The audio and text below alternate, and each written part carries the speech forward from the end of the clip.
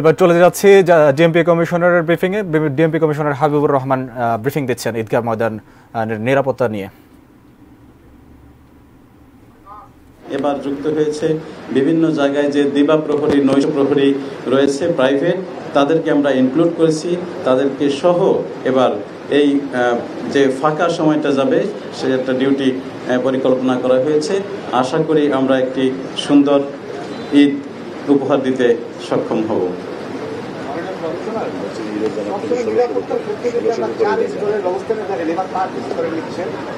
কেন বাড়ানো হয়েছে সেটা আরেকটা বিষয় হচ্ছে, আপনারা সবসময় যারা মুসলিম নামাজে আসেন জায় নামাজ ব্যতীত অন্য সব জিনিসপত্রের ক্ষেত্রে নিষেধাজ্ঞা থাকে, এবার থাকছে অবশ্যই এবার অবশ্যই এই জামাত সহ সকল জামাতেই নগরবাসীর প্রতি যারা মুসল্লি নামাজ পড়তে আসবেন তাদের প্রতি বিনীত অনুরোধ, আপনারা কোনো দাহ্য বস্তু, বিস্ফোরক জাতীয় বস্তু, ধারালো কোনো বস্তু নিয়ে ঈদের মাঠে জামাতে আসবেন না।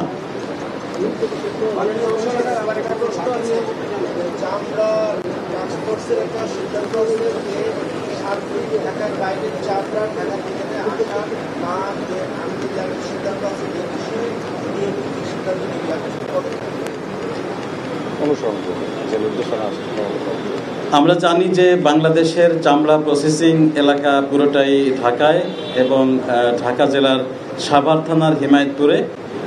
তো সরকার থেকে জাতীয়ভাবে নির্দেশনা দেওয়া হয়েছে ঢাকা কেন্দ্রিক যে চামড়াগুলো সেই চামড়াগুলো সরাসরি সেখানে যাবে এবং বাইরের থেকে যে চামড়াগুলো সেটি 7 দিন পরে এখানে আসবে, যাতে কোনোভাবে চামড়া নষ্ট না হয় এবং প্রক্রিয়াজাত এটি যাতে সহজ হয় সেই কাজ যাতে সুন্দরভাবে সম্পন্ন করা যায় ঢাকা মেট্রোপলিটন পুলিশের পক্ষ থেকে সে ব্যাপারে সর্বাত্মক সহযোগিতা করা হবে।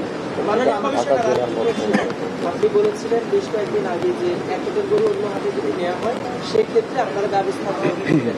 এবার কি এমন কোনো ঘটনা ঘটেছে বা আপনাদের কাছে এমন কোনো তথ্য এসেছে এবং কি ব্যবস্থা গ্রহণ? আমাদের কাছে দু একটি তথ্য এসেছে, যে কটি তথ্য এসেছে প্রত্যেকটাই আমরা ব্যবস্থা গ্রহণ করেছি, তাদেরকে অ্যারেস্ট করেছি, তাদের বিরুদ্ধে মামলা নিয়েছি এবং তাদেরকে কোর্টে চালান দিয়েছি। আমি আশা করি যে পরবর্তীতেও এই ধরনের কাজ যারা করবেন তারা এটিতে সতর্ক হবেন এবং ভবিষ্যতে এই কাজ থেকে তারা নিবৃত্ত থাকবেন।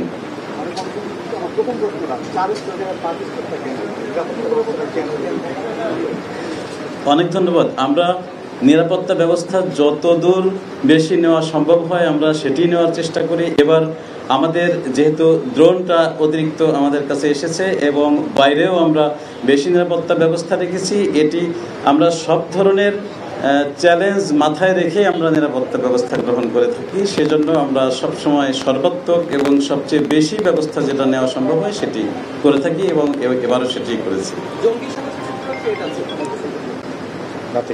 না, এ ধরনের কোনো থ্রেট, সুনির্দিষ্ট কোনো থ্রেট নেই। তো আমি যেটি বলেছি যে আমরা সবকিছু মাথায় রেখেই আমাদের নিরাপত্তার পরিকল্পনা সাজিয়ে থাকি, এবারও সেটাই হয়েছে।